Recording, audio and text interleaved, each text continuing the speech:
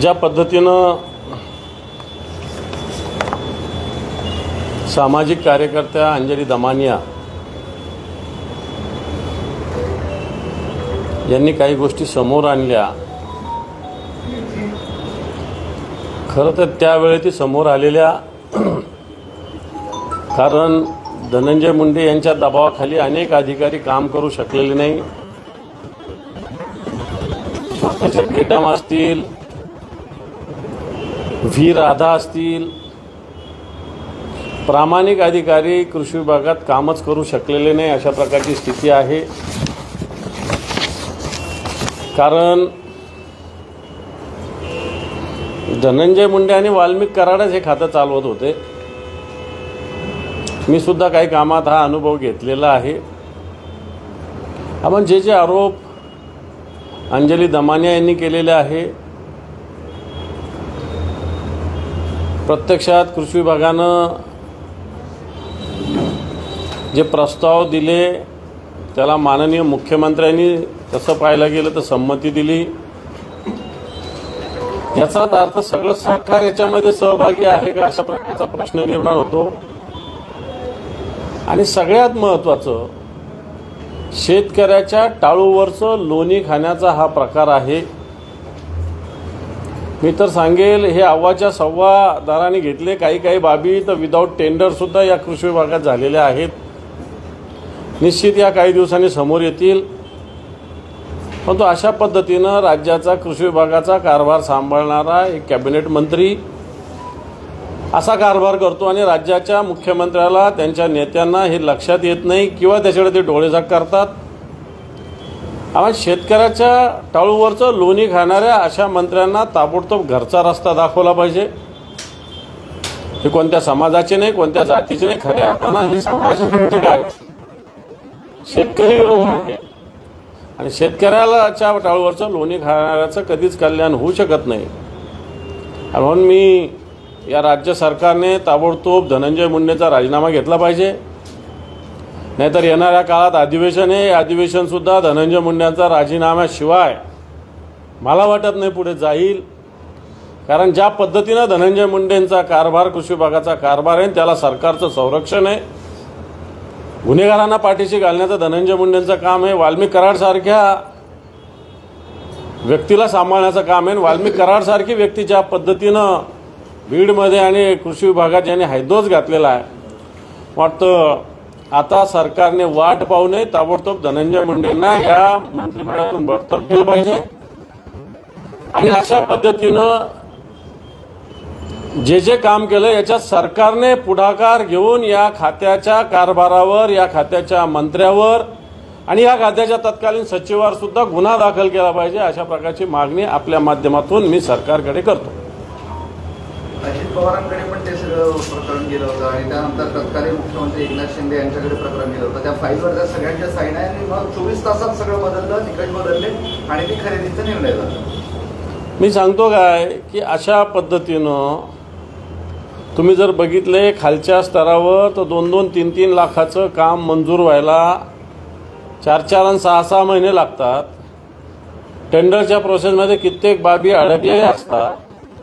असं असताना या बाबीला या सगळ्या गोष्टी लागू नये। एक, या बाबीमध्ये ज्या पद्धतीनं डीबीटीची अट बाजूला केली गेली, डीबीटी नाही जर करायचं तर त्याच्या पद्धतीनं ज्या समितीची मान्यता घ्यायची, या सगळ्या गोष्टी बाजूला केल्या गेल्या। याचा अर्थ सरकारची फसवणूक या विभागानं केलेली आहे, या विभागाच्या सचिवांनी केलेली आहे, या विभागाच्या मंत्र्यांनी केलेली आहे। आणि म्हणून या सगळ्यावर ताबडतोब गुन्हे दाखल झाले पाहिजे, यांच्यावर कारवाई झाली पाहिजे। दादा, हा घोटाळा काय बऱ्या महिने वर्षाचा नाही आहे। अंजली दमानियाने आरोप केला की फक्त 4 दिवसात हा घोटाळा झाला। 4 दिवसाचा झाला तरी मागे अनेक घोटाळे बाहेर आले। पीक विम्याचा सुद्धा घोटाळा येणार का बाहेर येणार, कारण सगळ्यात जास्त बोगस पीक विमा बीडमध्ये उचलला गेला आहे। मला वाटतं कोणाच्या तरी आशीर्वादाशिवाय या गोष्टी होऊ शकत नाही।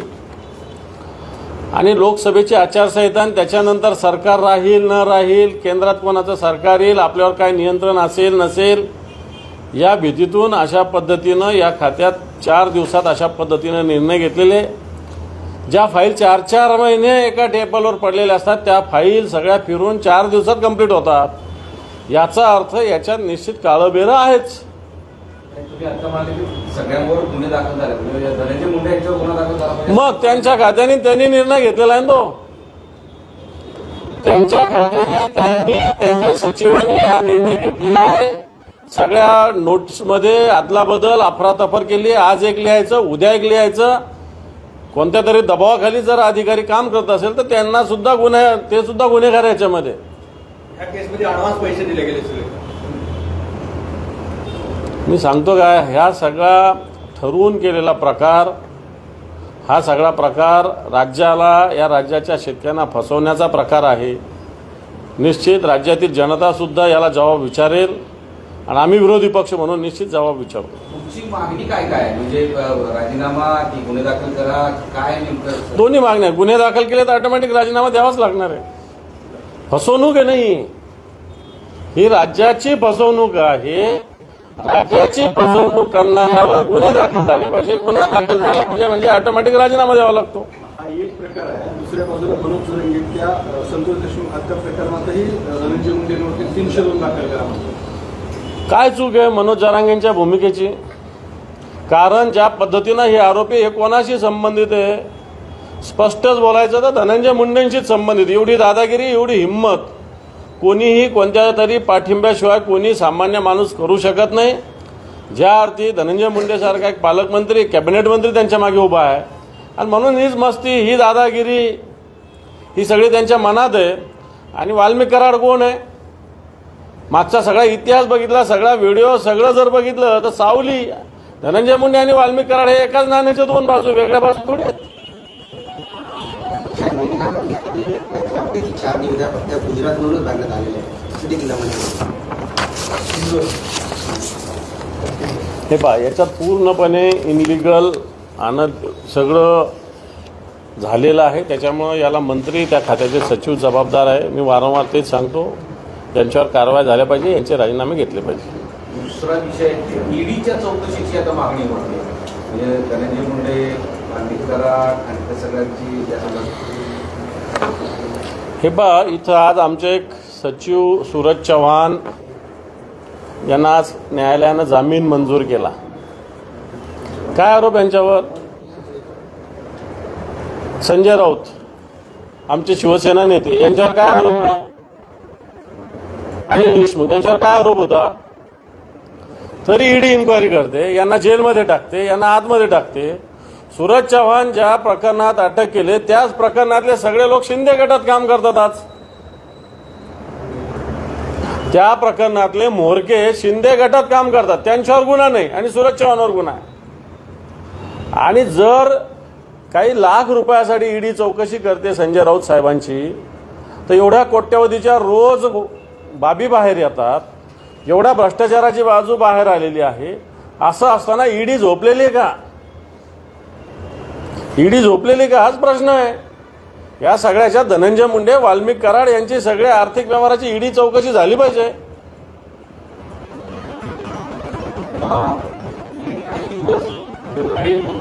धनंजय मुंडे यांनी राजीनामा द्यावा, राजीनामा सरकारने द्यावा अशी मागणी करताय. तुम्ही पण आले बरेच जण, पण सरकार काही असं त्या तुमच्या मागण्यांची किंवा इतर सगळ्यांच्या मागण्यांची दखल घेतली होती. आता तरी घेईल असं वाटतं का तुम्हाला? हे सरकार गेंड्याच्या कातडीचं आहे, भ्रष्टाचाराला प्रोत्साहन देणार आहे, हे स्पष्ट होतंय. खुन्यांना प्रोत्साहन देणार आहे, खून करणाऱ्यांच्या पाठीमागे उभं राहणार आहे. अशा प्रकारची प्रतिमा या सरकारची निर्माण होते. खून करणाऱ्यांना पाठीशी घालणारं सरकार आहे, भ्रष्टाचारी करणाऱ्यांना पाठीशी घालणारं सरकार आहे, माता भगिनीचे कुंकू पुसणाऱ्याला पाठीशी घालणारे सरकार आहे. आणि मग ही प्रतिमा निर्माण होत असल्यामुळं निश्चित या सरकारचं नुकसान होतं. मी सरकारच्या मुख्यमंत्र्यांना विनंती करेल की धनंजय मुंडे या वृत्तीमुळं आपल्या सरकारची प्रतिमा आणि आपली सुद्धा प्रतिमा खराब होते. धनंजय मुंडेंचा आपण त्वरित राजीनामा घेतला पाहिजे. दुसरा मुद्दा यात उपस्थित झाला आहे, म्हणजे देवेंद्र फडणवीस मुख्यमंत्री झाले तरी वर्षा बंगल्यावर जायला तयार नाही. त्याचं कारण असं सांगितलं जातं की एकनाथ शिंदेनी जो रेडा कामांच्या रेडा छापला होता त्याचे शिंग आणून वर्षा बंगल्याच्या लॉन्समध्ये पुरलेले आहेत, त्यामुळे तिथं काही शाप वगैरे असं सगळं काही बाधा होऊ नये म्हणून देवेंद्र फडणवीस राहायला जात नाही. काय वाटतं? हे बघा, मी प्रबोधनकारांच्या विचाराचा शिवसैनिक आहे. मी असे शिंग कुठे पुरले काय पुरले याच्यावर विश्वास ठेवत नाही. आता ज्यांनी पुरले त्यांचाही कसा विश्वास होता आणि पुरले असतील म्हणून जात नसेल त्यांचा कसा विश्वास आहे, मला असं वाटतं हा अंधश्रद्धाचा भाग आहे. मी असा अंधश्रद्धामुळेच नाही आहे, शोभत नाही. महात्मा फुलेंचा हा महाराष्ट्र आहे, शाहू महाराजांचा हा महाराष्ट्र आहे, डॉक्टर बाबासाहेब आंबेडकरांचा आहे. शिवाजी महाराजांनी सुद्धा कधी असं मांडलेलं नाही. अशांचा महाराष्ट्र असताना कुठं शिंग पुरले आणि कुठं रेडा कापला म्हणून एखादी गोष्ट होती किंवा एखादी गोष्ट होत नाही, मला वाटतं हे मानणं आताच्या काळात काही हे नाही. हा सगळा मानसिकतेचा भाग आहे. दावा केलाय खरं घडलं असेल का असं? मला नाही माहिती. राऊत साहेबांनी दावा केला असेल तर खरं असू शकतं.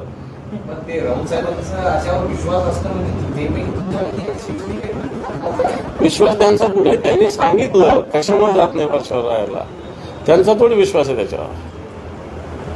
ते तर आणखी याच्यात पुढचे या बाबतीत, प्रबोधन करायच्या विचाराच्या बाबतीत. बंगल्यात पाडून पुन्हा रिन्यू बांधायची अशी सुद्धा एक कल्पना समोर येते. मला याच्यातलं जास्त माहिती नाही, पण अशा अंधविश्वासावर कोणीही विश्वास ठेवू नये. राजीनामा घेतला नाही तर शिवसेना पक्ष बाजूला ठेवा, परंतु येणाऱ्या काळात विरोधी पक्ष सगळे मिळून संयुक्तरित्या याविषयी निश्चित अधिवेशन हे बजेटचं त्यावेळेस एकदम कडक आणि कडवट पावलं आम्ही उचलू, एवढंच सांगतो. राहुल सोलापूरकरांनी शिवाजी महाराजांनी इकडे जे वक्तव्य केलं त्यावर बऱ्याच प्रतिक्रिया मिळाल्या. भारतीय इतिहासाला अशा पद्धतीने छेडण्याचा एक फॅशन झालेली आहे. राहुल सोलापूरकर फार इतिहास संशोधक नाही आहे. केंद्रीय निवडणूक आयोगाने महाराष्ट्र निवडणूक आयोगाला मुंबई हायकोर्टाने नोटीस बजावली आहे दोन्ही आयोगाला की विधानसभेत संध्याकाळी 6 नंतर 76 लाख मतदान कसं झालं या संदर्भात याचिका जी दाखल होती त्यानुसार नोटीस बजावली. बरोबर आहे, कारण मतदान केंद्रात त्या वेळेनंतर असलेल्या लोकांना टोकन द्यावं लागतं. जर 6 वाजेनंतर मतदान झालं तर पर मिनिट किती मतदान होतं आणि मग किती जणांनी मतदान केलं याचं निश्चित शहानिशा कोर्ट करतंय. मी कोर्टाच्या या भूमिकेचं स्वागत करतो, परंतु कोर्टाने नुसती भूमिका जाहीर करत असताना निश्चित त्याच्यात अंमलबजावणी करण्यासाठी सुद्धा गतीनं पावलं उचलावेत असं मला वाटतं. बीड जिल्ह्यामध्ये धनंजय मुंडे पालकमंत्री असताना ज्या काही प्रशासकीय मान्यता मिळालेली कामं आहेत किंवा 2 वर्षात जे काही मंजुऱ्या दिल्या होत्या त्याची चौकशी होणार. त्याच्यावर एक समिती झाल्याचं मी ऐकलं, वाचलं. अजितदादाने एक समिती केली. निश्चित या समितीनं निष्पक्षपणे पातीपणे काम केलं तर निश्चित याच्यातलं सत्य बाहेर येईल. मुख्यमंत्री फडणवीसांनी वॉर रूम संदर्भात एक बैठक बोलावली तर एकनाथ शिंदे गेले नव्हते, त्यामुळे पुन्हा एकनाथ शिंदे नाराज असल्याची चर्चा सुरू झाली. असं काही नाही, एखाद्या बैठकीला जाणं न जाणं काय मुख्यमंत्र्यांनी बोलवलेलं सगळ्याच बैठकीला जाणं जरूर थोडी असतं.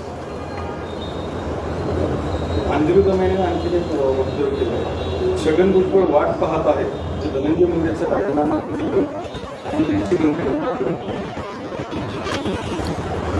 मला माहिती नाही याच्यातलं काय. धनंजय मुंडे दोषी आहे, त्यांच्यावर कारवाई करावी एवढं मला माहिती आहे. चला, थँक्यू. नवी मुंबईत एका विशिष्ट धर्माच्या व्यक्तीनं कैसनाला ओव्हरटॅक करण्याच्या वादात हेल्मेटनं मारून हत्या केली, तो आरोपी फरार झालेला. नवी मुंबईत चुकीचं आहे. धर्माचा याच्यातून असा होऊ नये. ठीक आहे, भांडण होतं, पण त्याला धर्माचा आधार नसावा. ज्यांनी कोणी घटना कृत्य केलं असेल त्याच्यावर त्वरित त्याला शोधून कारवाई करावी. एबीपी माझा, उघडा डोळे बघा नीट.